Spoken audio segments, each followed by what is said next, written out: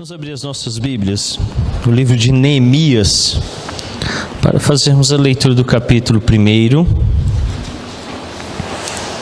do verso 1 até o verso 11. Depois faremos a leitura do capítulo 2, do verso 1 até o verso 8, para a nossa meditação esta manhã de domingo. Neemias capítulo 1, verso 1 a 11, depois o capítulo 2, do verso 1 ao 8. Diz assim a palavra do Senhor.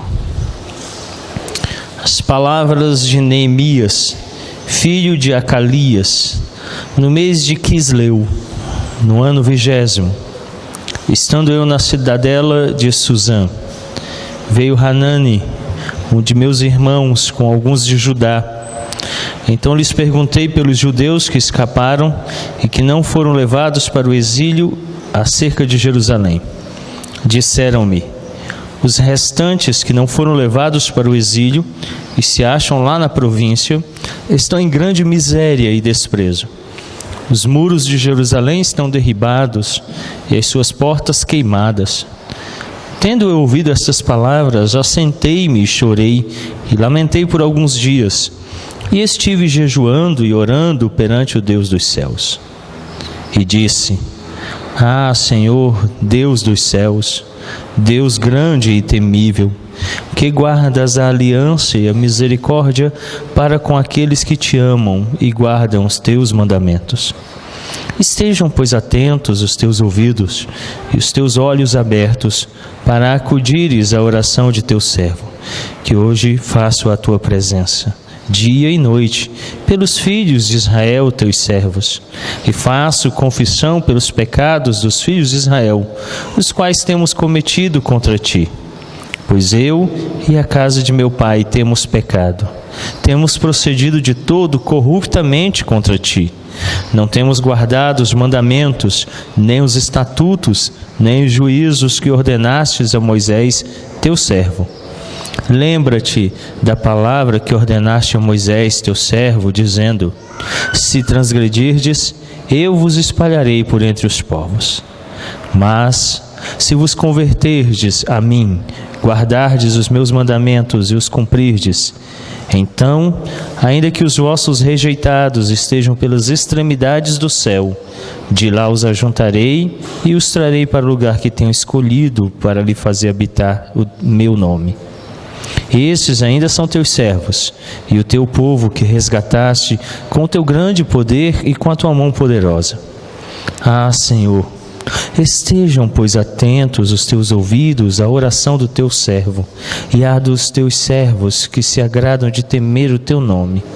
Concede que seja bem-sucedido hoje o teu servo, dar-lhe mercê perante este homem. Nesse tempo eu era copeiro do rei. No mês de Nissan, no ano 20º do rei Artaxerxes, uma vez posto o vinho diante dele, eu o tomei para oferecer e lhe o dei. Ora, eu nunca antes estivera triste diante dele.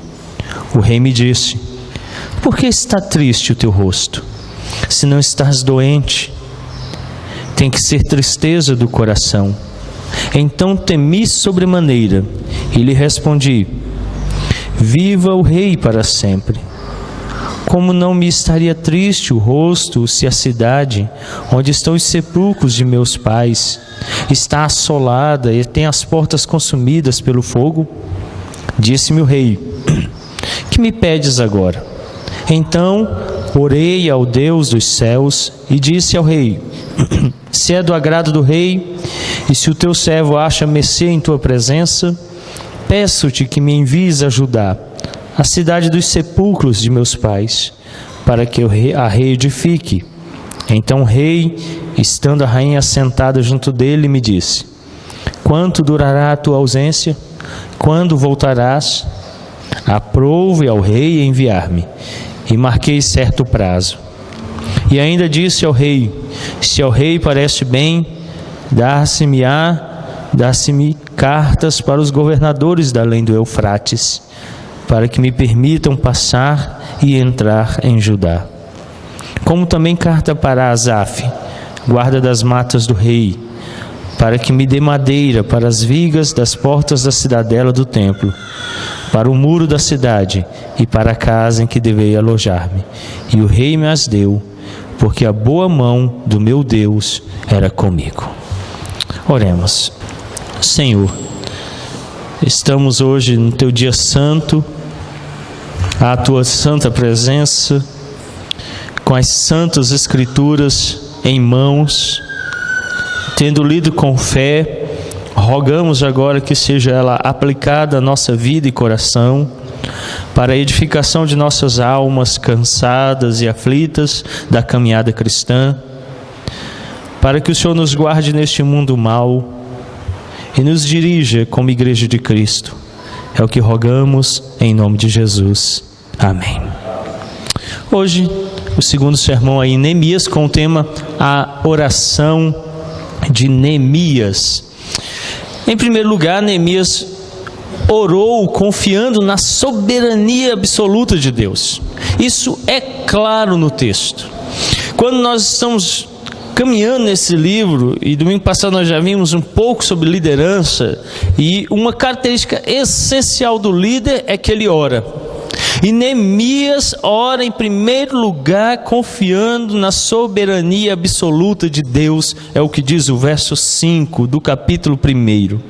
E disse: Ah, Senhor, Yahvé, Deus dos céus, Deus grande e temível, que guardas a aliança e a misericórdia para com aqueles que te amam e guardam os teus mandamentos.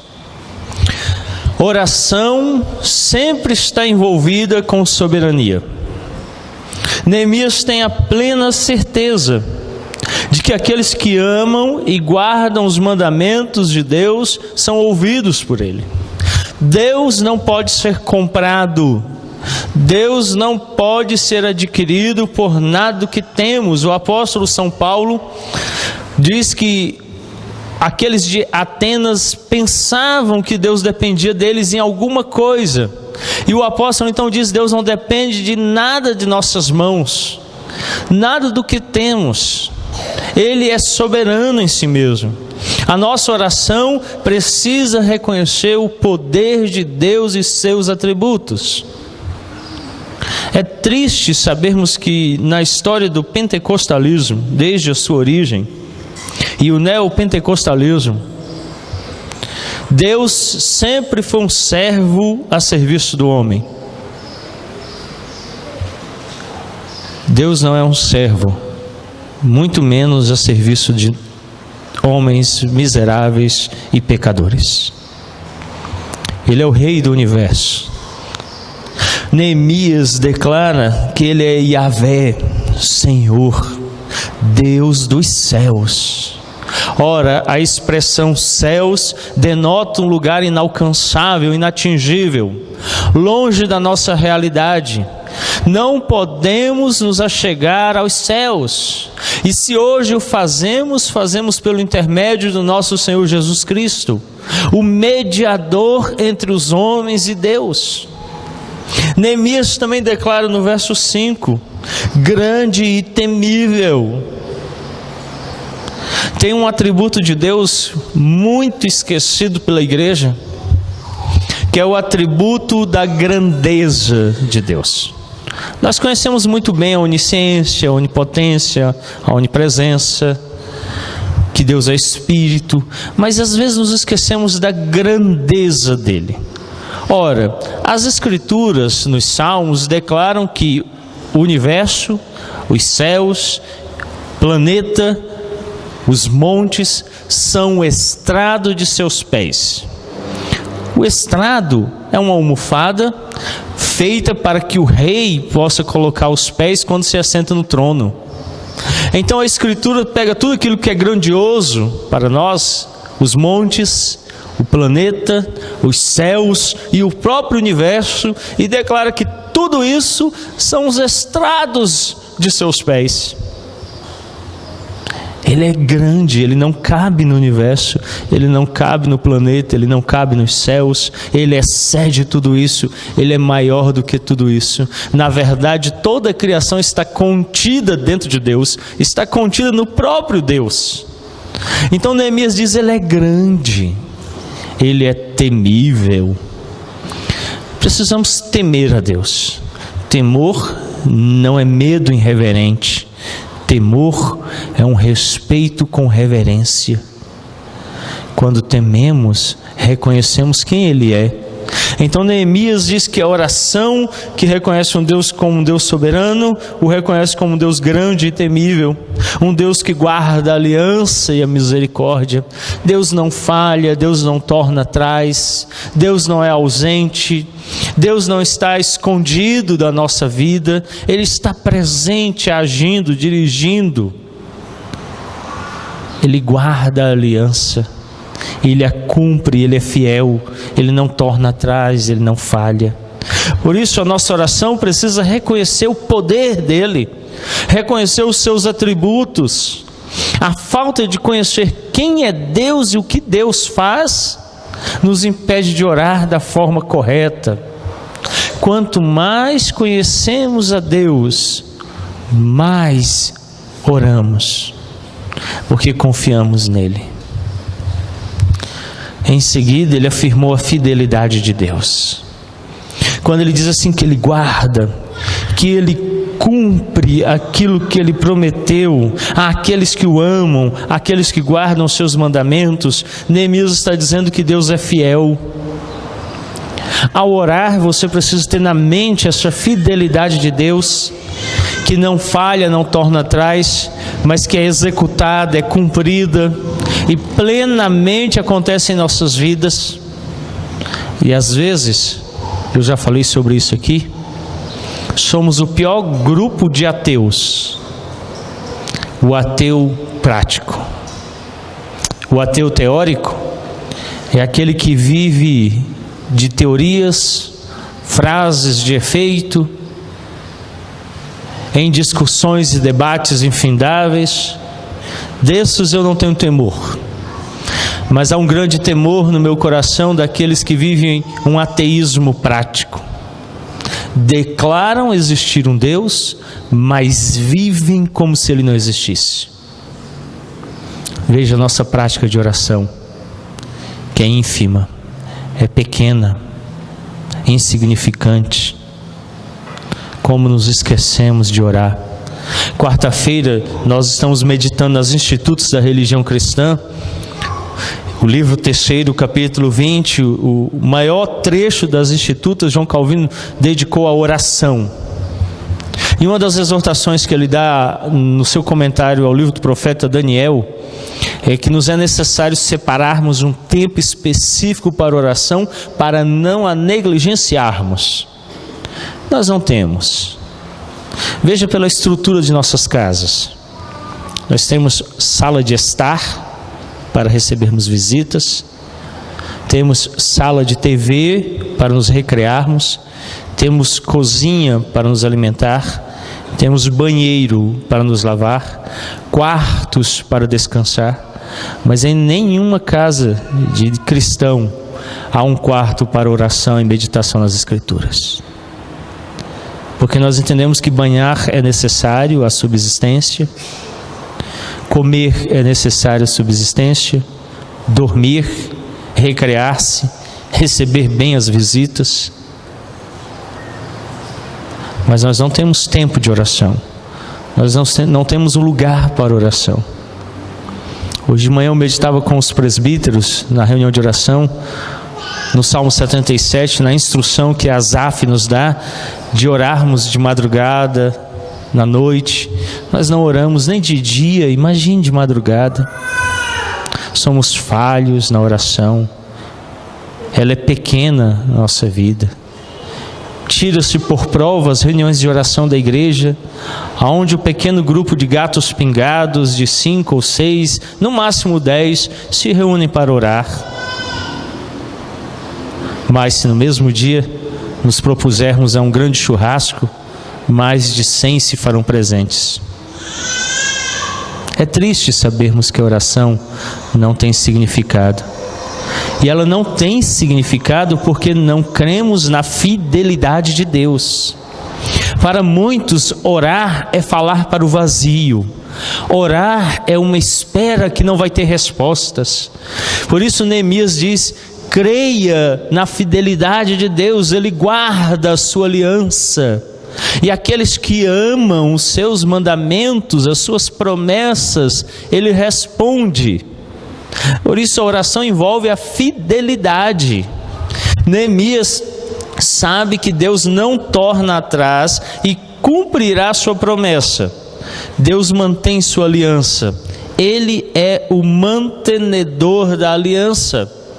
Por isso Neemias usa o nome Yahvé. Toda vez que aparece na sua Bíblia o nome Senhor com a letra maiúscula ou grafia maiúscula, é o nome Yahvé, o nome que Deus usou quando Ele fez uma aliança com o seu povo. E esse nome sempre invoca a grandeza e a fidelidade de Deus. Em segundo lugar, a oração e a confissão de pecados. Depois Neemias confessou os pecados. Olha o que diz o verso 6.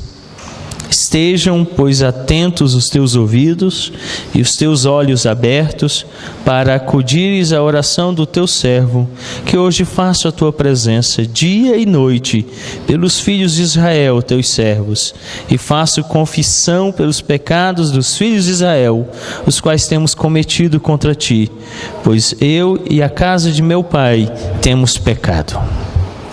Neemias sabia que o cativeiro tinha ocorrido porque os israelitas haviam quebrado a aliança com Deus. E ele então, depois de ter falado sobre quem Deus é e reconhecido quem Deus é, e aqui você tem um excelente roteiro para guiar a sua oração. Comece glorificando a Deus. Pergunta 1 do Catecismo Maior de Westminster: qual é o fim, qual o propósito, para que o homem foi criado? Resposta: glorificar a Deus e gozá-lo para sempre. Comece a sua oração pelos atributos, reconhecendo quem Ele é, o que Ele faz, a sua grandeza, a sua majestade. Em segundo lugar, depois de ter sido humilhado, quebrantado e de ver o quão distante você está da santidade dEle, reconheça os seus pecados. Neemias sabia que o cativeiro tinha sido fruto da desobediência de Israel. Olha só um exemplo forte. O profeta se levanta e diz a Israel: o Senhor vai puni-los por causa do pecado de vocês. O povo se levanta e ri dele e diz assim: que profecia ridícula é essa? Israel não pode ser invadida. Olha os nossos muros, o templo está aqui, a arca da aliança está aqui, Deus habita conosco. Os muros foram derrubados, a arca foi profanada, o templo foi profanado. Os israelitas foram levados, os seus líderes, com anzóis presos nas narinas, presos em correntes, como cães de 4 para o cativeiro. As suas mulheres foram tomadas cativas, os seus filhos e jovens foram mortos ao fio da espada. Os muros foram quebrados e a cidade destruída, porque eles idolatravam o templo, idolatravam os muros e tinham falsos deuses. Então a primeira coisa que Neemias faz é: Senhor, meus pais pecaram, eu tenho pecado e o teu povo tem pecado. Confesse o pecado. Depois de dar glória a Deus, confesse o pecado. E Neemias então faz confissão de pecado, e a oração dele então agora pode ser ouvida. Contudo, ele agradece, porque em contraste com outros soberanos que rapidamente castigavam os ofensores, o seu suzerano é misericordioso. O Salmo 103, o verso 8, Salmo 117, 2 e o profeta Joel, capítulo 2, verso 13. e Ele preserva a sua benignidade para com aqueles que guardam seus mandamentos. Neemias sabe que o Senhor, apesar de ser o suzerano, rei do universo, Ele não é como os reis terrenos que imediatamente punem, mas Ele é cheio de benignidade. Na oração, lembre-se de que Deus perdoa, que Deus salva e Ele concede perdão. Em terceiro lugar, a oração deve ser bíblica. Depois, ele lembrou Deus de suas promessas. Olha os versos 8 e 9. Lembra-te da palavra que ordenaste a Moisés teu servo, dizendo: se transgredirdes, eu vos espalharei por entre os povos. Mas, se vos converterdes a mim e guardardes os meus mandamentos e os cumprirdes, então ainda que vossos rejeitados estejam pelas extremidades do céu, de lá os ajuntarei e os trarei para o lugar que tenho escolhido, para lhe fazer habitar o meu nome. Ao lembrar a provisão que Deus fez para restaurar o povo ao seu favor, Neemias demonstra outro princípio da oração. Para que a oração seja eficaz, ela precisa basear-se nas promessas de Deus. Deus não torna atrás. Ele cumpre fielmente o que Ele diz. Então, Neemias diz: lembra-te. Ao lembrar a provisão que Deus faz para restaurar o seu povo, vocês viram no texto o próprio Deus dizendo assim: olha, mesmo que vocês tenham pecado, e por causa do pecado vocês vão ser espalhados, mesmo que vocês estejam nas extremidades do céu. O termo céu denota algo inatingível, inalcançável. E ele diz assim: mesmo que vocês não possam restaurar, eu restaurarei vocês. Vocês vão tornar ao lugar de vocês. Essa é uma promessa de Deus. A oração deve ser bíblica, baseada na promessa. Lembra-te da palavra que ordenaste a Moisés, diz Neemias. Então, parafraseando o ensino de Deuteronômio 4, 25 a 31, 30, de 1 a 5, Levítico 26, 27 a 45, e 2 Crônicas 6, 36 a 39, ele pede o cumprimento da promessa de Deus. Veja quantos textos estão dando embasamento ao que Neemias pede a Deus. Você não pode pedir aquilo que Deus não pode dar a você. Deus só pode te dar o que Ele declarou a Ele mesmo na palavra. Se tem algo que limita Deus, é a própria palavra dEle. Ele não pode ir contra a palavra dEle. Ele não pode ir contra Ele mesmo. Por exemplo, quando Ele jurou a Abraão, diz o texto bíblico que não tendo ninguém maior do que Ele por quem jurar, jurou por si mesmo. Ele é o limitador dEle. Então Neemias, sabendo disso, toma todos esses textos e baseia-se neles, sabendo que então ele cumprirá a sua promessa. É por isso que o Júnior não pode chegar para o presbítero Agel e pedir uma Ferrari para brincar, né, Agel? Você nunca prometeu isso para ele, prometeu?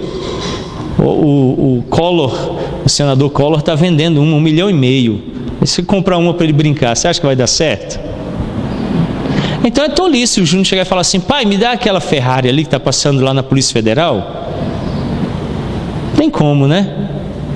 A Sabrina chegar e falar assim: Fernando, eu quero um diamante. Eu vi na televisão esses dias, leiloaram o maior diamante rosa do mundo.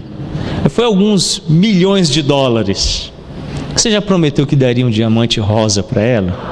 Você não pode. Então ela não pede isso. Quando nós pensamos nos nossos pares que nos são iguais, nós não fazemos pedidos esdrúxulos, fazemos?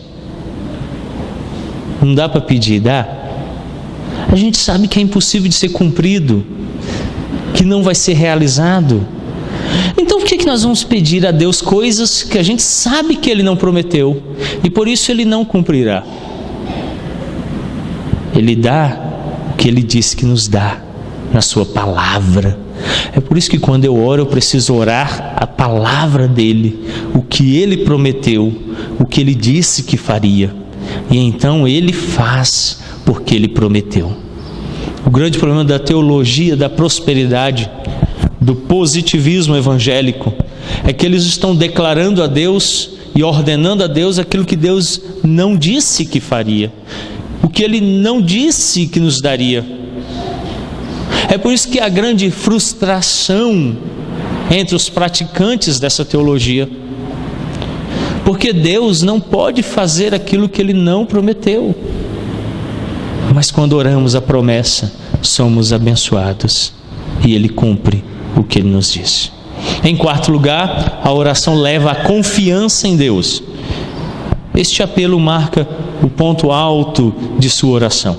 Sua confiança no Senhor é tão completa que ele sabe que Deus resolverá todos os detalhes. Neemias tem tanta certeza na palavra que é fiel, no Deus que é soberano, em seus atributos maravilhosos e no fato dele estar arrependido por causa dos seus pecados, que ele então crê plenamente que Deus há de cumprir aquilo que ele está pedindo. Conclui então referindo-se ao povo como servos de Deus. Olhe os versos 10 e 11. Estes ainda são teus servos, o teu povo que resgataste com teu grande poder e com tua mão poderosa. Ah, Senhor, estejam, pois, atentos os teus ouvidos à oração do teu servo e à dos teus servos que se agradam de temer o teu nome. Concede que seja bem-sucedido hoje o teu servo, dar-lhe mercê perante este homem. Nesse tempo eu era copeiro do rei. Aqui entra uma lição que eu já passei à igreja. A leitura do texto hebraico exige que você o leia pausadamente, de forma muito lenta, por causa dos paralelismos. O paralelismo é uma estrutura literária utilizada amplamente no texto hebraico para apontar verdades. O final do capítulo 1 possui paralelismo enorme com o capítulo 2. Enorme. E ele então faz uma comparação entre o que ele termina dizendo no final do capítulo 1, lá no capítulo 2. A repetição de termos, da estrutura, é notória. Se você ler o texto com fé, com calma e paciência, você vai ter percebido isso. E ele então termina os versos finais do capítulo 1 dizendo isso, que o povo de Deus é servo dele. Então ele diz assim no verso 11: estejam atentos os teus ouvidos à oração do teu servo e à dos teus servos que se agradam de temer o teu nome. Concede que seja bem sucedido hoje o teu servo, dá-lhe mercê perante este homem. O texto do capítulo 2 começa um tempo depois. Se você observar o capítulo 1, diz que ele estava no mês de Quisleu. No capítulo 2, começa no mês de Nissan. Então ele estava outubro, novembro, provavelmente, a gente não tem uma definição, mas entre esses 2 meses. E o capítulo 2 começa entre maio e abril. Talvez aí 100 dias, 120 dias de oração Neemias passou. Entre 100 e 120 dias orando. E então o capítulo 2 começa com uma resposta. De repente ele se encontra triste, como ele nunca tinha estado na presença do rei. E o rei então olha e diz assim: por que está triste o teu rosto? E o próprio rei responde: não pode ser outra coisa senão tristeza de coração. Você já deve ter observado que quando uma tristeza é autêntica, a gente percebe, mesmo que a pessoa não conte, ela não fale, a gente consegue ver que há tristeza. E o rei então diz: não pode ser outra coisa senão tristeza de coração. Temendo, Neemias então diz: viva o rei!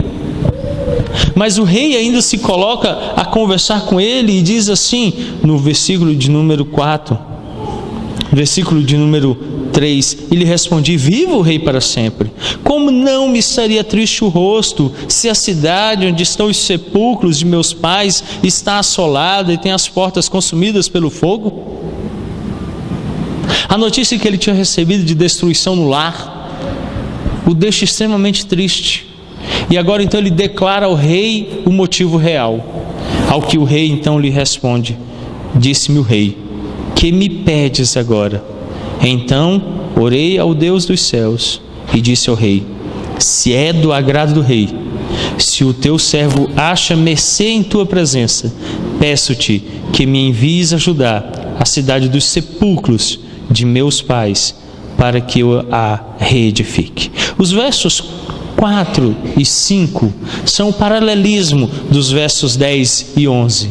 4 meses depois, aquela primeira oração de Neemias é respondida, e algumas expressões são usadas, como ele diz assim: que ele dê mercê ao teu servo, que ele ouça o teu servo. Então aqui diz que o rei ouviu Neemias e foi então de grande mercê para com Neemias, e o atende e permite que ele vá restaurar os muros da cidade. A oração nos leva à confiança. Com isso, subentende-se uma renovada submissão à autoridade de Deus e o restabelecimento da antiga relação da aliança. Em seguida, Neemias fez menção da origem da escolha de Jacó, de Israel, como povo de Deus. Só então ele faz o grande pedido no verso 11. Veja como a oração é um caminho longo a ser trilhado, de transformação, de mudança. A oração não muda Deus, a oração muda o nosso coração. Curva sua fronte, feche os seus olhos, vamos falar com Deus. Bondoso Deus, obrigado por essa certeza de que a oração é um instrumento para o líder eficaz. E o cristão, como um líder geral que conduz os incrédulos ao Evangelho, ou como um líder específico, cumprindo um cargo e um dom que lhe tenha sido dado pelo bom Deus, deve viver uma vida de oração. Oração ao soberano Deus, oração de confissão de pecados, oração bíblica, baseada nas promessas de Deus, uma oração que traz confiança no Senhor. Ó bondoso Deus, ajuda-nos a orar, ensina-nos a orar como convém, pois é uma tarefa muito difícil, mas grandemente e muito reconfortadora àqueles que estão padecendo, como Neemias estava, triste pela destruição e o caos que tinha se instalado em sua sociedade, pelo pecado do povo. Então se pôs ele, o copeiro do rei, a orar. Abençoa-nos, é o que oramos, em nome de Cristo Jesus. Amém.